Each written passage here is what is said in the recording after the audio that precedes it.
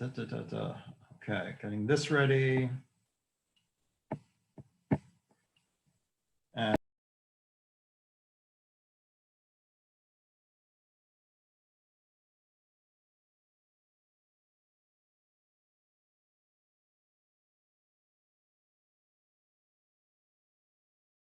there we go. I can't believe the beautiful snow outside.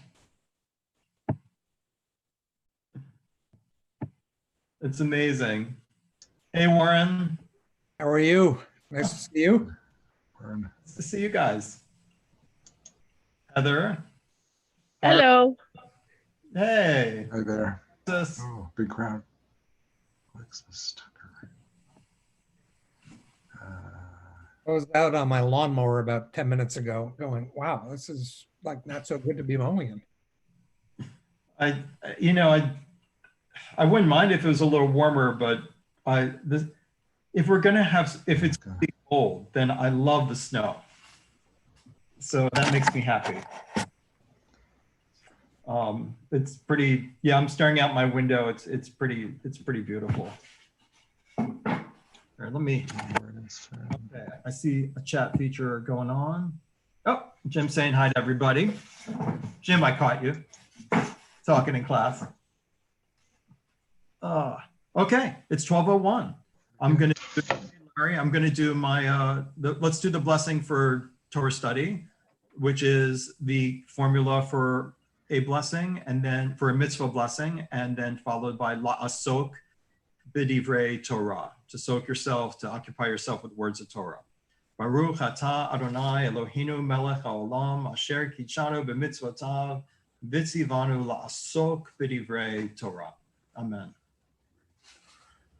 So everyone's muted, that's great. But when you want to, feel free to unmute yourself, okay? So I'm gonna, like if you're asking a question, or if you wanna, you wanna say something, insert yourself. And I'm gonna start with just a question, which is, if someone says to you, that person's a prophet, think for a moment what that means to you. And if you want to share an answer, you're welcome to either type it into the chat box, or you could raise your hand. So I'm looking around. Like when you hear the phrase "that person's a prophet" or "that person was a prophet," what do you think that means? What is that? What are you trying to say? So who wants to share? I'm looking for hands. I see a cup of coffee. Diane. And if you want to, I can unmute you. There you go. Oh, thanks. I got it. I think it's somebody who's able to foretell future events or to predict outcomes that aren't necessarily apparent to a lot of people. Nicely said. Nicely said. Let's hold that in our brains. Anybody else? Or does Diane speak for you? And you're also welcome to eat. I mean, so Monica, thank you for eating. This is a lunch and learn. If there's no, I'll show you that I've just been, here's my leftover crust from my toast and egg. So just to show you that I'm doing my duty. Okay. Hi, everyone. I'm new, so I just want to say hello. I'm Lisa. I'm here in Ann Arbor, and I'm really glad that you're online, Lisa. And I can join you. Hi, Lisa. Hi. Lisa, will you tell us 2 things about yourself? We'd love to. Okay, I was going to speak about prophets, but 2 things about myself. I'm the product of a mixed marriage and was not brought up Jewish. And I've been doing Hebrew Bible studies and Torah with a group in Charleston, West Virginia, even though I live in Ann Arbor. So then I thought, wait a minute, I think I can do this closer to home. So I thought I would join with you all today. We're so glad you did. And about prophet, I was thinking, as our friend was speaking, also to me, what I think of is that the prophet carries through the word of the word of our Lord, of God, through themselves without necessarily interpreting it or even maybe understanding it. That, so hold that. I mean, I should really be writing it all down and putting it on the blackboard, but there's no blackboard behind me. So, but good. No, thank you. And it's just a joy to have you. This is just an excuse to eat lunch and to do some learning. So like, we're so glad that you're part of this group because we want the group to be as big as possible. Warren, go ahead. I'm a little stumped with the question only because it presupposes that there are prophets amongst us, maybe right now, or maybe doesn't presuppose it. And my only vision of prophets are from what I read, in the Bible or the Torah. And the idea that the world might be inhabited by a prophet or prophets right now is an interesting one. Hey, Heather, Yes, sir. did you want to say something? No. Okay, oh, just checking. Okay. So you got it. Okay, so I'm just gonna do, Joe, go ahead. Alexis, we'll do Joe and then Alexis. I'm gonna unmute both of you. And Joe, why don't you start?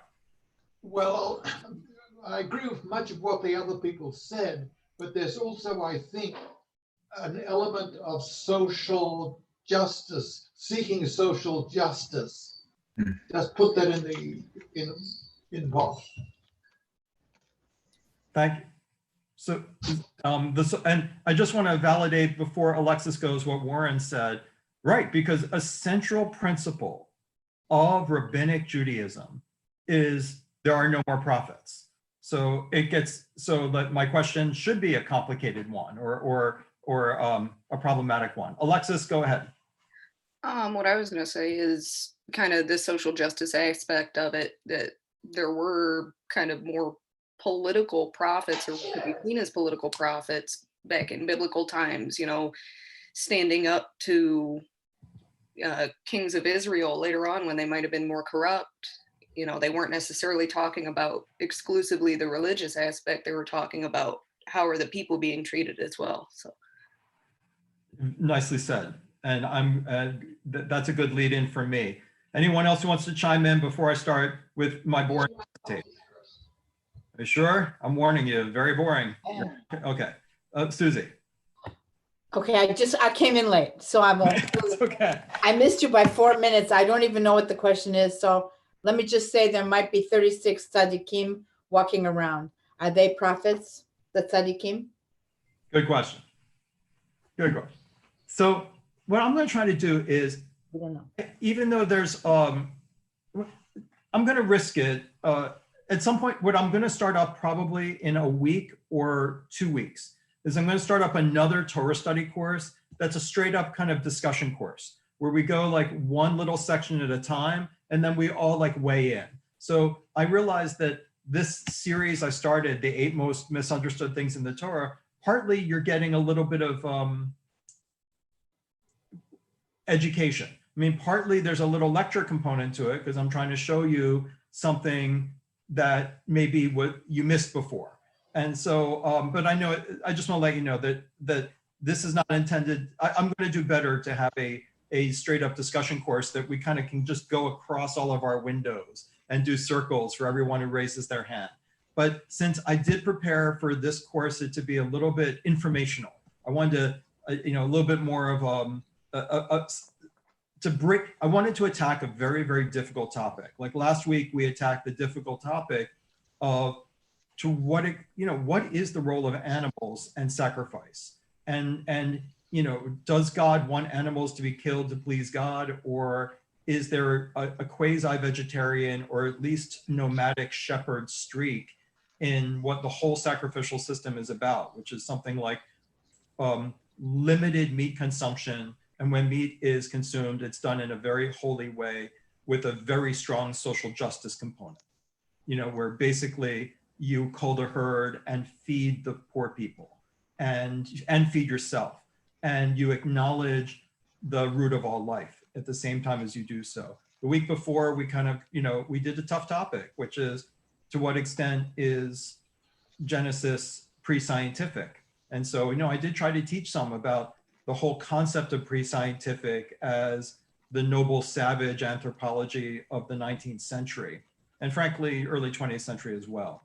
And that in a lot of ways, the Genesis is a memory of how human beings changed over time as they went from hunter-gatherers to agriculture, as we noticed how we're different from the animals, and how the rabbis, even looking at creation, were relatively sophisticated about science and math that they inherited from the Greeks. So that the idea that the Bible and its interpretation is pre-scientific is really problematic. So I was trying to introduce that. So today, I want to go to a really hard piece, which is we talk about prophets all the time. We have a Haftarah every week in the service, and yet it's a pretty tricky idea. So I'm going to do a little bit of PowerPoint, okay? And I'm going to run you through a few things. And so this is a good time to get some hot chocolate, get some dessert. You know, I'm not holding it against you, and to fill you in on. And so here I'm going to share my. Let me see if I. So 1 second. I'm going to get my PowerPoint going. I'm going to say. I got to start my slideshow. Okay, then I've got to go to my sharing of the screen. So I'm going to do a little bit of talking right now about prophet. Basically the word prophet comes up a lot in our discussions and in the Bible, but what is it? So I'm assuming, Joe, I'm looking at you, and Susie, I'm looking at you for the moment. Raise your hand if you can see my screen. Oh, awesome. So what was a prophet in the ancient Near East? Can we learn about what our prophets are like by looking at what other prophets were like in the cultures where they were? So the word prophet is translated into English in most scriptures, but it actually comes from all kinds of different words, particularly in the Greek translation into the Septuagint. So it's a Greek word, prophet, not only for the Hebrew word Nadav, but for other words. The Greek word probably means something like proclaimer, but it could also mean foreteller. So, you know, we have this mix already of, is it someone who speaks on behalf of God, or someone who proclaims publicly, or is it someone who predicts? And we should really ask, are there really all kinds of different models of prophets? Or just because we have one word, does that really mean anything? So, like, what does a prophet do? Do they go into a trance? Do they read omens? Do they predict the future? We should ask ourselves, who's their audience? If as we all know, when someone talks, it's a two-party relationship, like who's listening? So, and that, you know, what you say is determined by who's listening. So who's the audience? Is it people in a village 20 miles from the king? Is it the king himself? Is it within the priests? Is it among the Levites or the priests? Are the prophets socially disruptive? Are they preaching social justice? Or are they telling the king, you're going to have a very successful battle? What's the difference between a true prophet and a false prophet? How's that defined? Who's paying them? Okay, so if we go from there.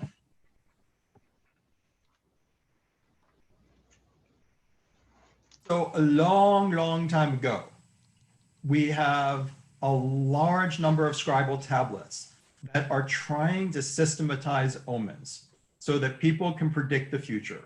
This is something like bad science. They have a sense of causal relationship, and they're trying to understand how there could be signs that are indicating what's going to come next.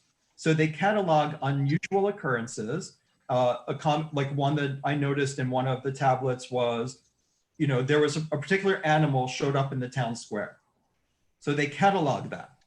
And then they catalog the events that happen afterward, like a flood or an attack or a successful battle. And so they have these long tablets of connections. They involve cities, houses, insects, snakes, cattle, donkeys, dogs, fire, wild animals. You can hear how some of them are like the plagues, and the plagues are God's signs in the world. And so it gives you a sense of what's going on in the world at that time.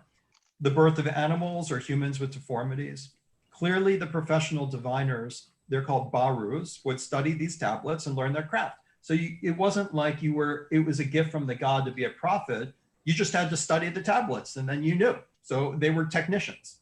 They would use dice to answer yes or no questions put to the gods. And that's going to come up for us in a little bit, because what is hidden in the breastplate of the high priest, the Kohen Gadol? Basically a set of dice. So the Urim and Tumim are located in the Kohen Gadol in our religion, in their breastplate. Has a special little compartment for the divine dice, and they basically more or less answer yes or no questions. They would also interpret, so this is not Jewish, this is just the whole area of the ancient Near East and ancient Mesopotamia. They would interpret smoke patterns from incense, which kind of reminds me, like, we have incense in the temple. There's no explanation for the incense. Most scholars explain our incense as being strictly about making the place smell better that's full of animals. And I'm going to have one little thing to suggest about that. So I'm trying to give you today, while we eat some lunch, some ideas that we never have time for really in the sanctuary, and they would never make their way into a sermon. But they might be at the bottom of the Eitz Chaim in the commentary. But maybe we can put a few of these little pieces together and be the wiser for it. So they would read oil drops on water to decipher the meaning of patterns. Most common, however, was the reading of entrails of sacrificed animals, especially the liver. And we have a lot of tablets indicating how to read the signs of the organs. For example, the tablet will say, if the right lobe is in the area to the left, the king will capture a land not his own. Okay, so now a fun observation. When you walk into the temple, when you walk into the Mishkan, you see incense, and it's not being used to, like, we don't know what it has no apparent use, and God doesn't say use it because it'll be the glade. It'll make everything smell better. So don't forget to plug in the incense when people are bringing in the animals. It never explains that the incense is used there. And then also, one thing that's also not really explained is that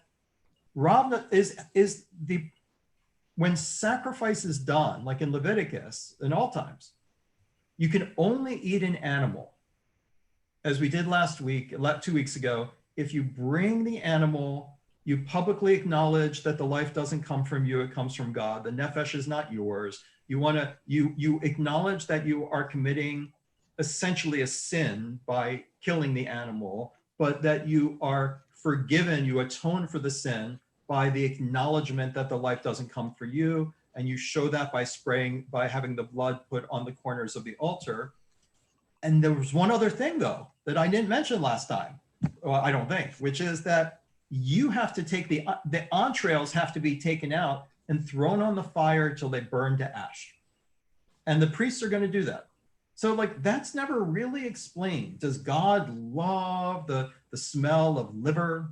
You remember that whole thing about, and thou shalt not eat, don't touch the protuberance of the liver. I mean, how many times do we get in scripture, the protuberance of the liver, don't forget about the protuberance of the liver. Throw that protuberance of the liver right on the fire, because does God love chopped liver? I mean, is that what's going on? Is it that, does God just love intestines? It never says. And I think the reason it doesn't say, and for the incense too, is that what's going on in other religions is that prophecy or divination is taking place by reading the liver and reading the entrails, and also by using incense. And so what the Torah does, what God does is say, have your incense, but don't use it. Burn it, but it's instead of worrying about people burning incense at home and reading the smoke patterns, it's like, no. The only incense is going to be in the temple, and the priests are not going to do anything with it. So it's kind of the law of subtraction. It belongs there, but don't use it. And the same thing with the entrails. If you're going to do an animal, get those entrails out and burn them to ash. And no reading of the entrails, and no reading of the spots on the liver. And it's always interesting to me, which is, so you all probably know, what is the, So galat kosher is what makes meat galat is that the liver doesn't have spots on it. And that makes it's a smooth, spotless liver. And so to me, we have even these things today that go back to back then, which is we don't read the spots. Like it's not necessarily the spots indicate that the animal's unhealthy. It might indicate that, or it might not. Most animals have spots on their liver, most cows. But it could be going all the way back here, which is we are not Mesopotamian diviners. We're not going to read the smoke. We're not going to read the entrails. And astrology is problematic. We also have in the ancient Near East the Baru. The Baru. Can I just interrupt? Go ahead. Yeah, I Couple should questions. stop here. Go ahead. So, if the incest is not, is trying to regulate it and trying to say we don't do these things, why is it so specified? This is how you make the incense. Only the Kohanim are able to use this particular recipe. If you use this particular recipe, you're cut off. So I'm suggesting it's a reverse psychology. If I don't want my kids to use YouTube on the on their tablets, then what I say is, oh, YouTube's very important. We're only going to use it in the service. And then when we use it, we're really not going to use it. Like YouTube only belongs in the most important place where we will use it in an extremely limited fashion. So I'm saying like it co-opts it and then basically protects it. But do you know what I mean? So then if someone says, well, why don't we use the incense? Oh, no, incense is special. It belongs there, but you just burn it. You don't do anything with it. I'm trying to think like, it's almost like, what is something we do, but we don't do a blessing? A memorial candle. There's no blessing for memorial candle. And so like part of it's almost like, what if, and forgive me if this is just too weird a teaching. What if we knew that people in seances used candles? And we know that seances are against Jewish law. You're not allowed to hold a seance or participate in a seance in Jewish law. So, as I understand it. So what if we said, we use a memorial candle, but with no blessing?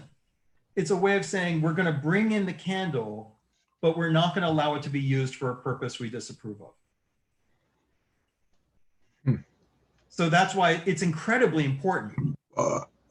But it's incredibly important that it's just let alone. So it's a little bit of a trick. It's kind of like a trick you would do with your kids or something, But you probably already read my the next one, which is you have a Baru, and there would be like a guild of people.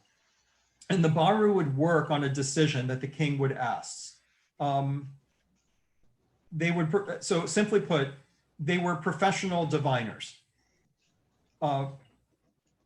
And there's another area in Assyria that I had a slide on, but I'm gonna skip. It's just, it's sort of more of the same. It's ritualized predictions based on omens.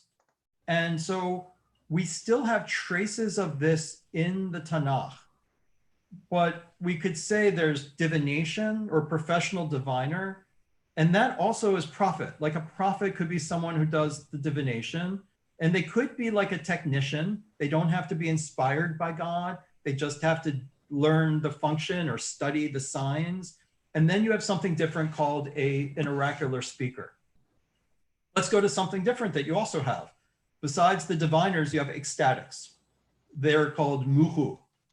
Trancers or ecstatics, a muhu shows up. So often they're a little bit weird. So let's think of muhu for us. You have where Moses says, Moses says, I can't, I can't bear the weight. Yes, it is. Wait, go ahead.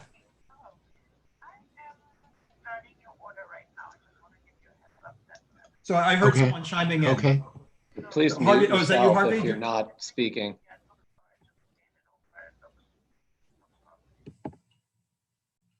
So, okay, sorry. I'm going to wait till I see if someone unmutes themselves and jumps in, then I'll know it's a question. We have Eldad and Medad, and the elders of the Israelites in the Torah who go and they prophesy ecstatically together. And people say, Moses, Medad and Eldad are prophesying outside of the camp. They're doing prophecy. Isn't that a terrible thing? And Moses says, are you kidding me? With all the pressure on me, I wish everyone was a damn prophet. And it's like one of these, great lines. It's like Moses being angry, or is Moses being like incredibly giving and generous? And we all weigh in for the Devar Torah about what direction. But the interesting thing is you got people who are having like group ecstasy. You have King Saul, who at some point says, I want to join with a group of ecstatic prophets. And he starts dancing, and they dance intensely and play music. And then they all start to pour forth with prophecy. So that this is like this other kind of prophecy, which is to get into an ecstatic trance. It sometimes is accompanied with dancing in different cultures, including in the Tanakh, sometimes with music, sometimes with intoxication. You could even say on some, and that people start pouring forth with something like statements, proclamations. And this seems to go back even 4,000 years, 3,500 years, where these people were a little weird. And like we have indications.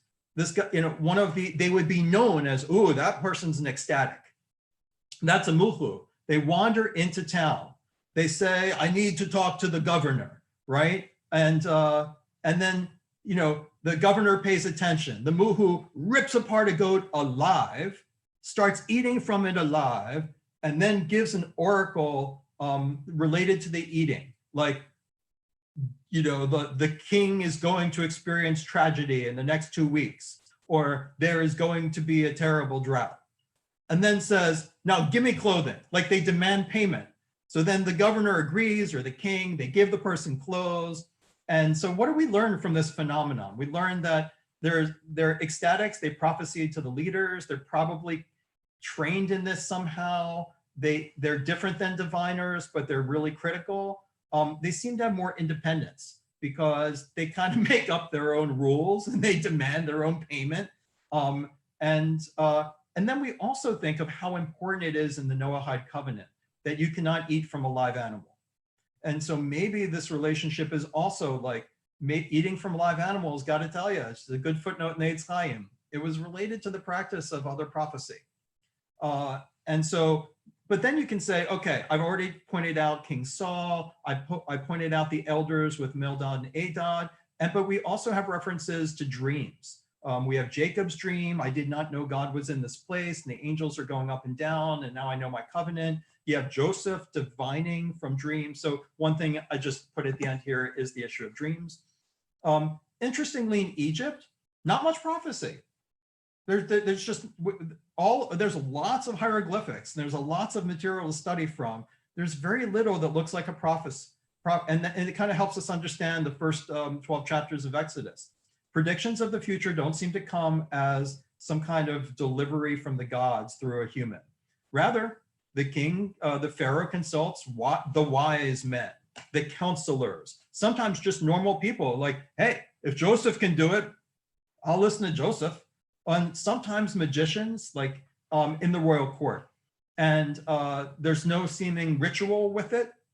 Like we do have records where a god statue would be, they'd ask a question of a god statue, and then the priest in the Egyptian court would rock back and forth, and the god would sort of give an answer. And that's about all we have from Egypt in scholarship. In the Palestine and Syria areas, we have references to, they're actually not prophets, they're prophets, outside of their own scripture, are very rare in this area. We have, in other words, the Tanakh is the main source of information we have about that area. But we do have references in the Syrian area of the Arameans, which remember is where Rebecca comes from. It's where Abraham and Avram and Sarai originally come from. So from that area, people would consult the gods through a choseh, a seer. And a Hosea would predict the outcome of a coming battle. There's also references to the root sort of ayin daled daled, maybe sort of where the root of Medad and Eldad come from, that it's a play on this root. And this should raise our antennae when finding the names Edo, Oded, Eldad, Medad, and Tanakh, that somehow that this was, it's not a proper name. It's the name of it's a form of the root of prophet. Though we have, and I'm going to go to Larry in a second, I'll finish the slide. We don't have a lot of information about these types, but we do know that they dealt directly with the king. Larry, go ahead. So, this is sort of an aside, but what was the role of a magician in the Egyptian court? Was it like, here, pick a card, any card? I mean, what? You're part of a what? What was the role of a magician in the Egyptian court? Was he wasn't a guy who came out and said to the Pharaoh, here, Pharaoh, pick a card, any card. What did he do? So good point. It seems, and I'm not an expert on it, but they would perform certain signs. Like, remember when, you know this, but remember, like, Moses turns the blood red and Pharaoh says, I got people who can turn the Nile red, right? And it's like, and Moses says, I'm going to turn my staff into a snake. And Moses is like, bring on the magicians. They can turn a staff into a snake. So that's the best indication we have of what they did. It doesn't seem to be a major thing. It's not like, oh, in Egypt, they had magicians. It's more like they seem to have people that could do certain tricks. But they don't seem to have had a major oracular role, except that it does seem in our Tanakh, it seems reflective of the truth. This is one of those reasons why, to me, I just read the Torah as much more factual than most people. People say, well, what's the history behind it? And they're thinking of like the history behind the Noah flood. Or how do you know that Moses said the exact words? Was someone recording it on an iPhone? And my attitude is, that's not the way I look at the history of it. The way I look at the history of it is the way it reflects Moses asking the magicians to do certain wonders seems to be just the way Egyptian tablets talk about the fact that there was this group called magicians in the court and they could do certain things, but they didn't seem to have a speaking for God role. That's all. So we pointed out some things, and you can see the slide before you.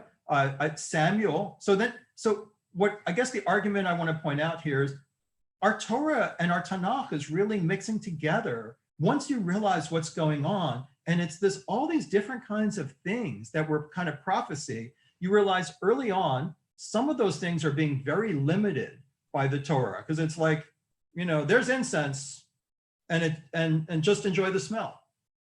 And then it's like, oh, and they're entrails and they go right in the fire and get burned up. And it's like, oh, I see why. Then you also see that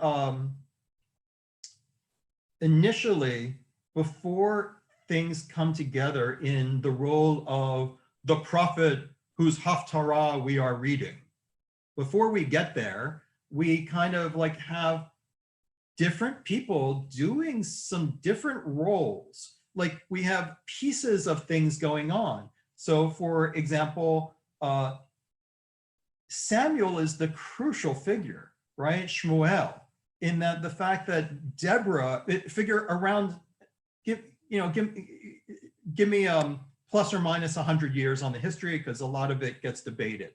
Around 1100, maybe 1150, maybe 1050, around 1100, give or take 75 years, you have Deborah uniting the tribes, at least the northern tribes. Then you, maybe not Judah, but all of the northern tribes. And so we go from like 13 colonies into some kind of federation. Then you have, how do we get to the point of like a country, a nation and the way it happens is through Samuel. Samuel, the crucial figure. He is the high priest, but he's also a prophet. And so Samuel is called a ro'ah, a seer. He finds lost sheep for people. So it seems to be a role connected to the people. So like not the royal court. There is no royal court yet, right? And so like we realized Samuel's not just like a Levite or a Kohen. Samuel's like this guy who finds people's lost sheep. He serves the common man. He does a simple shepherd act. Also, it harkens back to our Midrash. Why was Moses chosen by God? And remember, this is not in the Torah, it's the Midrash, because this is what we teach the little kids, right? Because when a little sheep would wander from Moses's flock, Moses would leave it behind. He would go find it and bring it back to its mommy. But like, where do all these legends come from in our tradition? Well, we're shepherd people, but there's even a connection to this, which is back to Samuel, which is like a good prophet is someone who helps the little sheep back to its mom, but finds someone's lost sheep and brings it back to the fold. Like that was actually a job. You could actually go, like there were people who did that. That's what seems to qualify him morally and ethically to pick the new king. So the people want a king. They go to they go to the guy who finds the lost sheep, and so that's Samuel. I told you a little bit about Saul. So let's do the Urim and Tumim for a second because it relates to this time. I told you that in the ancient Near East that there was a form of divination where you had forms of dice that would answer a question. So I'll remind you if you weren't there for the sermon I did, and there's a no, I don't think there's a I don't know podcast on it. I did a sermon on King Saul and why he didn't. It was a pre-Purim. Why he didn't kill? Why he didn't exterminate in genocide all of the Amalekites? And I tried to show in the sermon that although by tradition that becomes an issue about Haman and Purim and the nature of evil, if you read the chapters actually in Shmuel, in 2 Samuel, and for Samuel, if you're reading the chapters about what's actually going on in that context, it's actually a struggle between this very beginning of a kingdom, between the power of the military and the power of the priesthood, because this is all new. Samuel appoints King Saul to be the first king. It's been disapproved of by God. It's been disapproved of by Torah, but it seems the only way to unite the country as one nation. And so it happens. And then, by the way, one of the things King Saul does, as I said, is he declares himself a prophet. And he starts engaging in ecstatic visions. And you're like, whoa, dude, you're taking on a lot of power. Like these are mixing roles. Before the roles are defined, the roles are mixed up.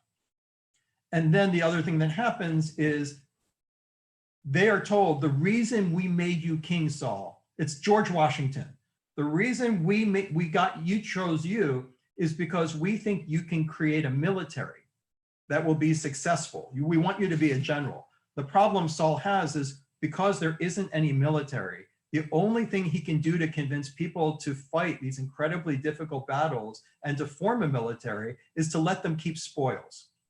And so the priest says, the problem is now Samuel says, you are not going with the true way of doing things because you'll just be beholden to this military you created and that they require the spoils of war. And so God is commanding you to attack the Amalekites and take no spoils. And Saul is torn between the two. We're trying to build our brand new country and work out a balance of powers. And Saul is kind of getting crushed in the middle. And so one of the big events that happens is when Samuel tells Saul, you have screwed up and you are going too much with what the military wants, and you have not been listening to what I've been telling you that God wants. Samuel declares a fast. And he says that people may not, the soldiers may not eat. They're going to fast because God wants a fast, and they're going to show their fealty to him and to God, to rebalance it toward the priesthood. And then his son Jonathan eats honey. And the soldiers all say, Jonathan, you can't do that. Your own father just said that we're all doing a fast. And Jonathan basically says, you know what, we'll fight better with a little sugar in our tummies. So then basically they go to Saul, and Saul finds out that someone has violated the fast. And he gathers all the people together and he says, who violated the fast? And there's dead silence. No one wants to turn in his own son. And Saul says, whoever violated the fast, I will kill. Who violated the fast? And there's dead silence. So then Saul calls forward, get out the Urim and Thummim royal dice. And the high priest takes out the royal dice. And it says he spills the royal dice and it points to Jonathan. And Jonathan says, it was me. And Saul says, I'm going to have to kill you. And then all the soldiers say, don't you dare. You may not kill Jonathan. And Saul says, okay, I won't kill Jonathan. And it's the end of the story. So it's beautiful stuff. It's riveting. And but in there we have the royal dice make an appearance. So, and then we have the term Navi, we have the term Ish Elohim 66 times, a man of God.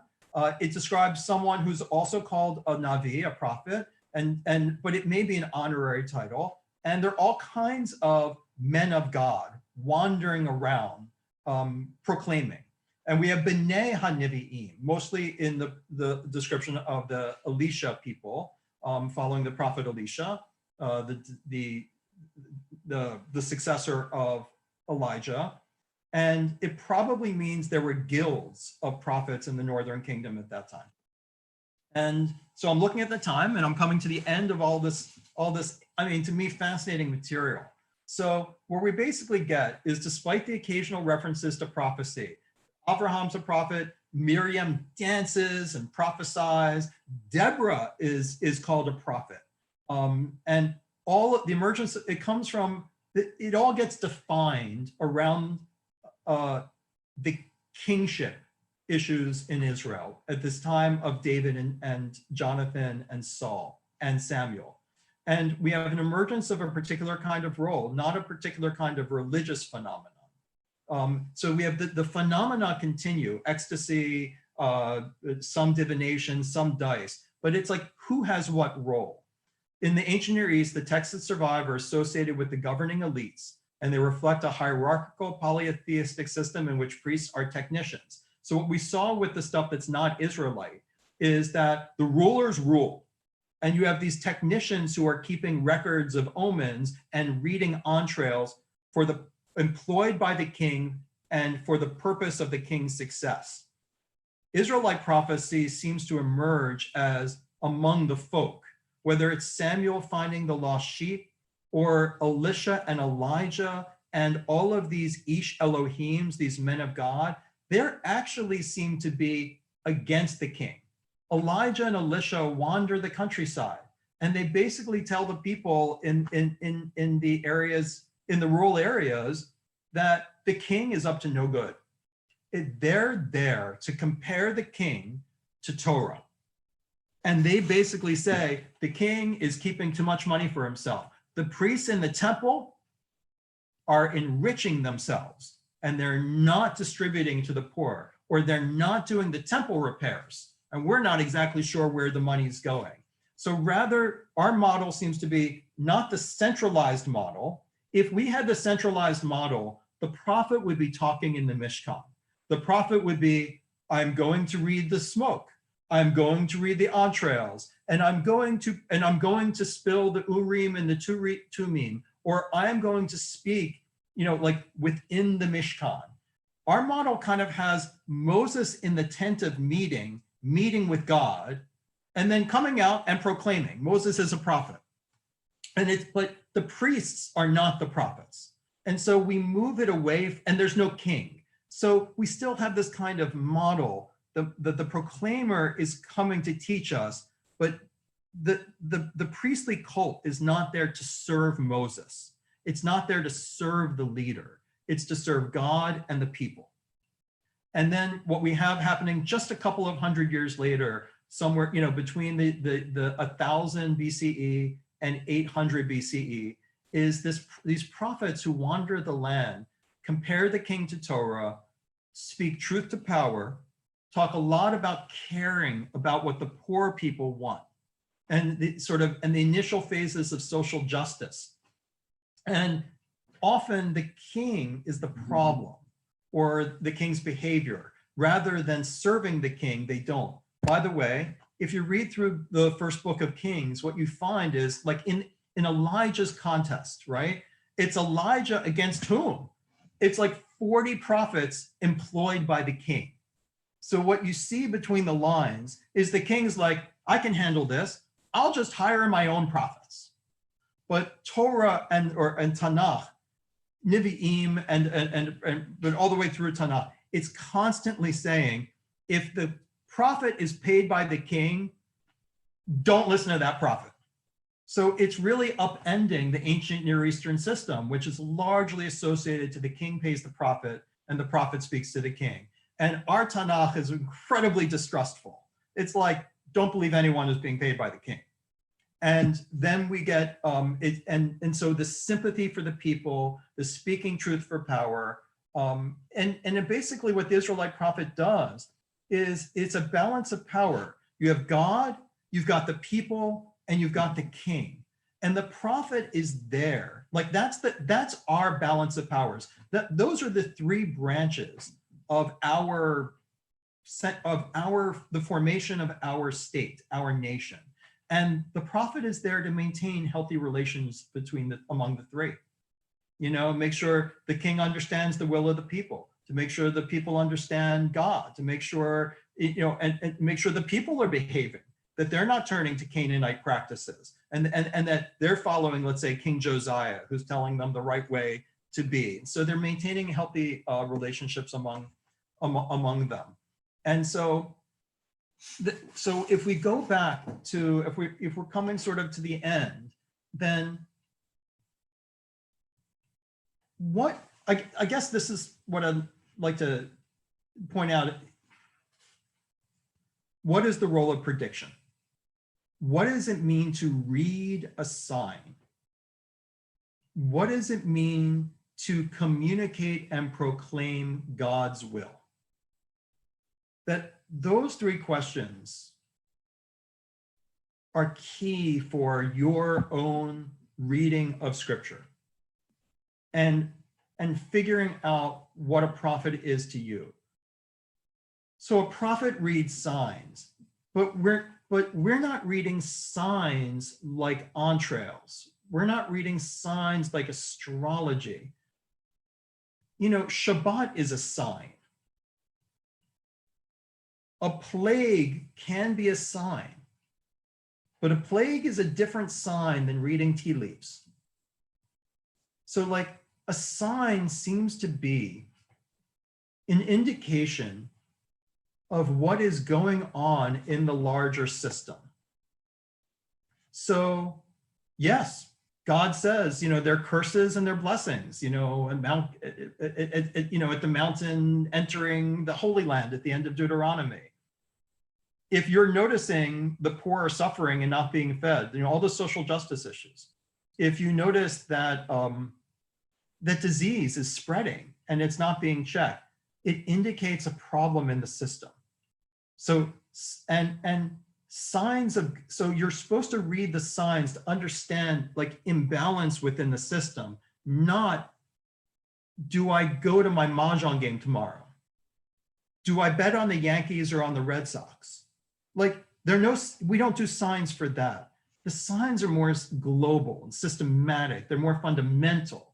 And therefore we read on Yom Kippur, where the prophet Amos says, you know, look, God doesn't want your sacrifices. God wants to make sure that the widows and the orphans and the animals and the environment, that they're being taken care of. And that the problems that are happening are not because you didn't sacrifice enough, or you didn't go to enough, we didn't do enough temple practices. It's because those are signs. Those are signs that you're doing, that we're behaving incorrectly. So it changes what it means to have a sign. You know, I hope to do a longer thing on this someday, but I like the word sign rather than the word miracle. There really is no word miracle in the Torah. The word is, the word, there's a word for, when I say that Shabbat is a sign of the covenant, that's the word oats. But there's also the word nes, like, nes gadol hayasham, a great miracle happened at Hanukkah. But the word nes really means a sign, like a street sign, like a banner. So it's related in Jewish tradition to like a banner that you wave. And so I actually like the word sign in English. I think it's I think if we took it more seriously, and we said that, there are signs all around us about God's will. There's signs all around us about how to live my life. There's no diviner who's going to come and tell me exactly who to bet on, exactly who to marry, exactly, where, how to make the big decisions in my life. But it doesn't mean in a way that there are not signposts around for us to follow and to try to notice. A sign that no one reads is, as you're walking along your path, in a way, it's like, was it ever a sign? If a tree falls in the forest and no one hears it, did it ever fall? And one of the things in, so one of the things that it has stopped is, I'll go to me since that's the end, sort of the end, is, so the idea of the sign being, the idea of the sign that they are indications of the functioning of the system around us. And they are there to help us make decisions. And then we have to ask, what is the role of predicting the future? And then we get to Deuteronomy chapter 12 and 13, where it says, should you meet a diviner or a prophet, and they make predictions, and those predictions come true, it doesn't mean anything. It's an extraordinary statement. So that should you meet a diviner or a prophet that is not one of God's chosen prophets, and they make predictions that come true, it doesn't mean anything. So it's not that by making predictions that come true that you gain authority. It's that you, and this is what it says later in chapter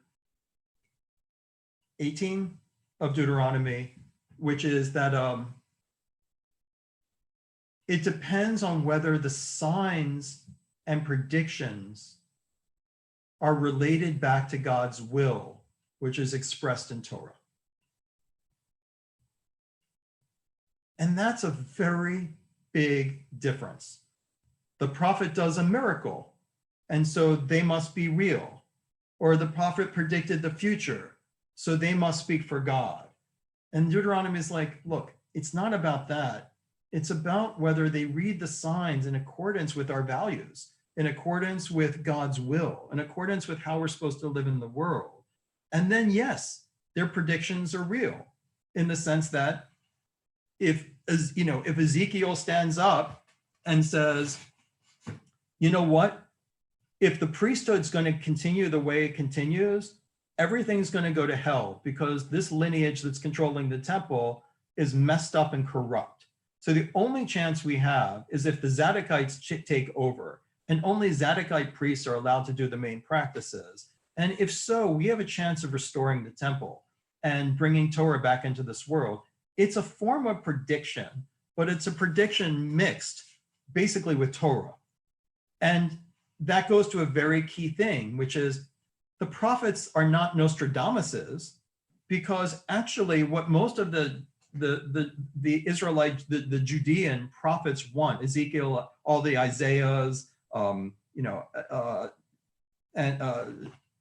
Jeremiah, what they want is actually for their predictions not to come true, right? They're basically giving you warnings. They're like, my prediction is we're all screwed and the state will never be restored, or if we don't do blank. Jeremiah's prediction is if the king allies with Egypt instead of allying with the Babylonians, the country is going to fall. So please, king, do not align with the Egyptians. But then the king aligns with the Egyptians and the country is destroyed. So like the prophet in Judaism is someone who often will make predictions that they don't want to come true.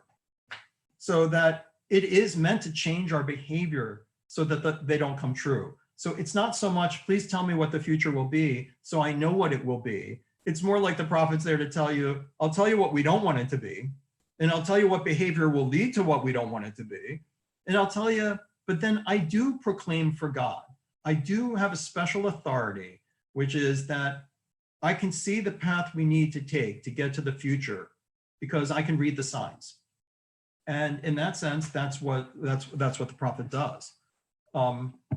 And that, and so that, that I was trying in a very short time to like, I know it's just like a presentation, but to show you all these different pieces of prophecy that are going on all the way through the text. And I feel like now you're enabled, forevermore, and you may already have known some of this stuff, to pick up on these little clues that are going on in the Haftarah, and pick up on these little clues that are going on in the Torah portion, and then to realize, I never quite saw it that way. And then so it kind of makes sense that it's not about, it incorporates pieces of prediction, it incorporates pieces of this, but it radically reorients the prophet as an outsider who's trying to, who with that outsider status is feeling for what the common people need, is trying to connect the king back to Torah, is trying to bring the priests back to a practice that really shows holiness and helps everyone think long-term rather than short-term. Any comments or questions, but it can be comments or anything that you want to add, like, maybe this changed your view of a prophet or not, just for the last few minutes. Yeah, sure, Koa. With our day.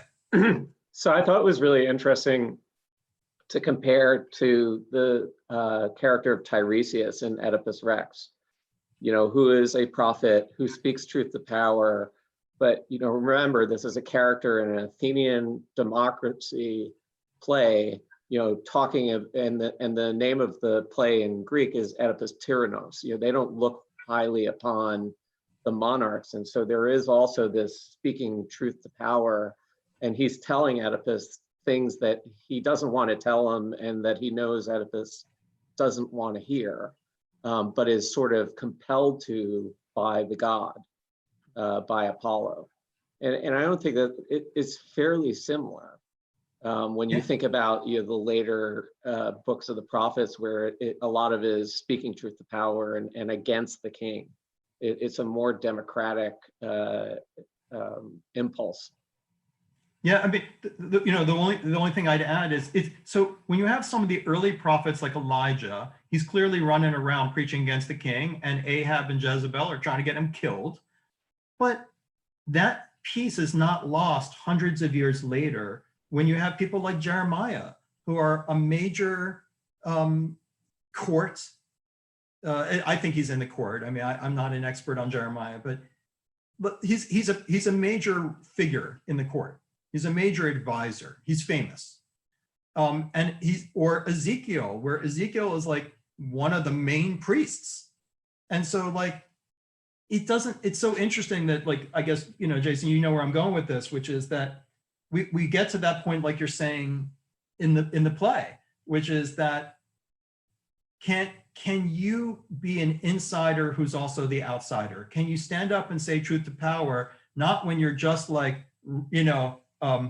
running for your life, but when you actually have the power, when you are actually like, okay, now it's your turn to be high priest. What are you going to do? Now it's your turn to be chief of staff. What are you going to do? And then do you have the guts to say what the person doesn't want to hear? But Nathan does that too earlier in the monarchy, to David. So it changes. It's not a consistent evolution. It's sort of, the definition and different prophets are different. I don't think it's a clear evolution that, we start here and we end up there.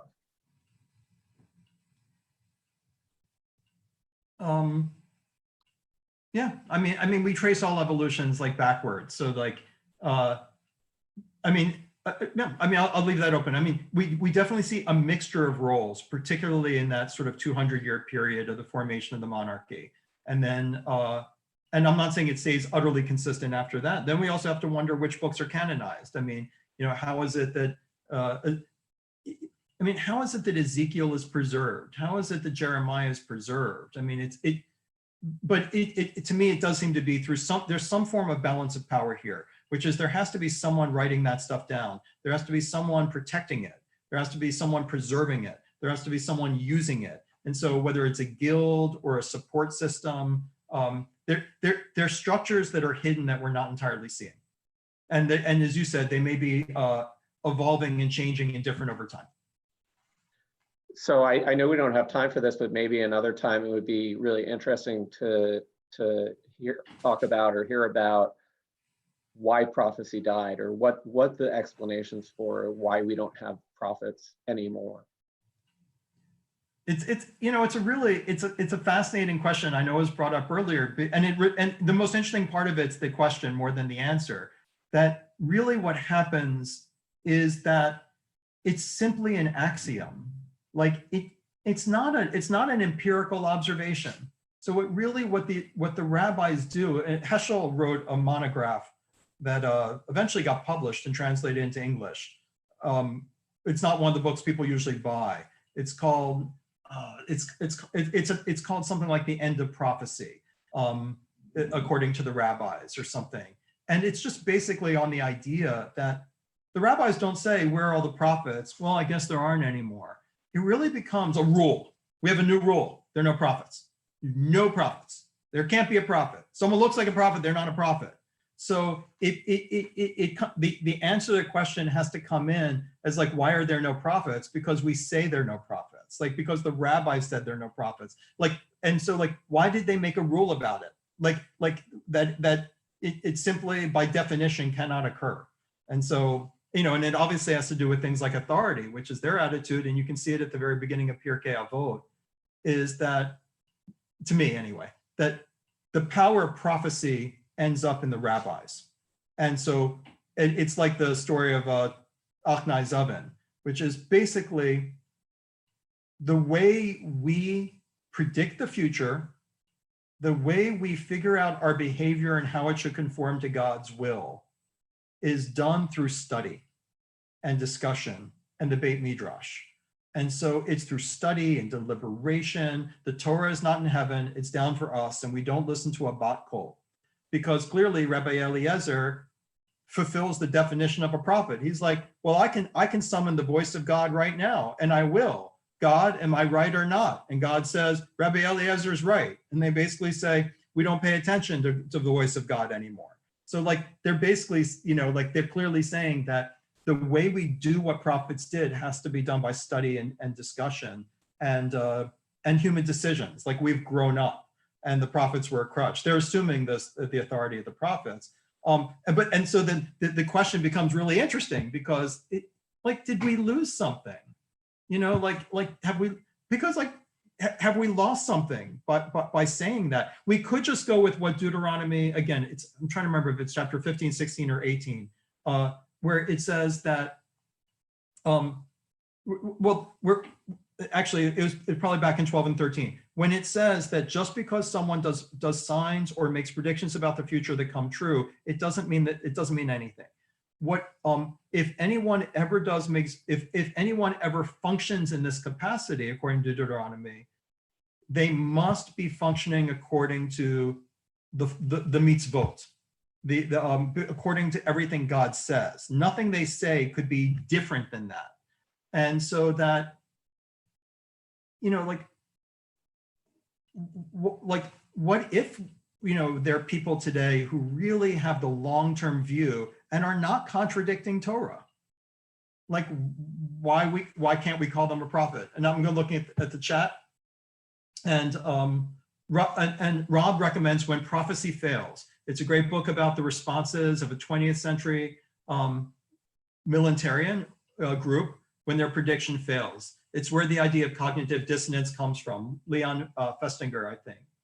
I appreciate it. A lot of the work that I'm quoting, I'm trying to remember, it comes from various books on the history of prophecy, the social dimensions of prophecy, and obviously just years of studying those parts of the Tanakh we don't look at closely enough, because we don't spend enough time with them, those particular pieces in their context. But anyway, I don't want to keep everybody, and like I said, I'm going to put together I'm mindful that this is not a discussion group, because I initially came up with the idea of the course before we went into COVID-19, and the idea of the course was more like a lecture thing while people eat lunch or something after services, and hand out a sheet for people who wanted to read it, or you could just eat and listen. So it wasn't designed as a discussion course, but I really want to have a discussion course by Skype or by Zoom. And so I'll be introducing something simple that is discussion based coming up soon. So I'm mindful that you're all kind, but you're all listening, and we'll change that as soon as we can. So everyone, have a great day. Maybe we can pick up on themes of this in the future, or maybe just in other contexts. So, one final thing. Shavuot is coming up, and we'll be doing Zoom Shavuot with learning.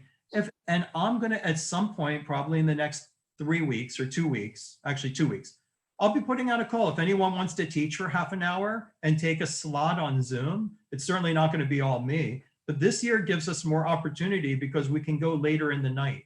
Even if there are only 4 of us sitting by candlelight at 2 in the morning, it's not like we have to close up the synagogue at 11 p.m. or 12 midnight. So as long as you don't tell me what people say about Rosh Hashanah honors, Rabbi, I'd like a Rosh Hashanah honor, but only if it's between 11 a.m. and 11:30. As long as you don't say I want to teach, but only if it's between 9:15 and 9:45 p.m. If you're a little bit flexible about your teaching stuff, like think of something you'd love to teach. You don't have to be an expert. I remember one great Shavuot, there was someone who just said, I've always wanted to read about Huldah, the prophetess. And so all we did is we sat around and we read the section about Huldah, the prophetess in Jeremiah's time. And we just talked about it. So it could just be something you've always wanted us to look at and we talk about together. It doesn't have to be anything like today. So anyway, I'll be putting out a sign-up sheet, and I hope you'll be thinking about sharing your love. So with that, everyone, I love you. I love looking at you. It's great to be together, and I'll see you all soon. Okay. Thank you very much. Thank you very much. Thank Have a you. great rest of your week. Yeah, thank you.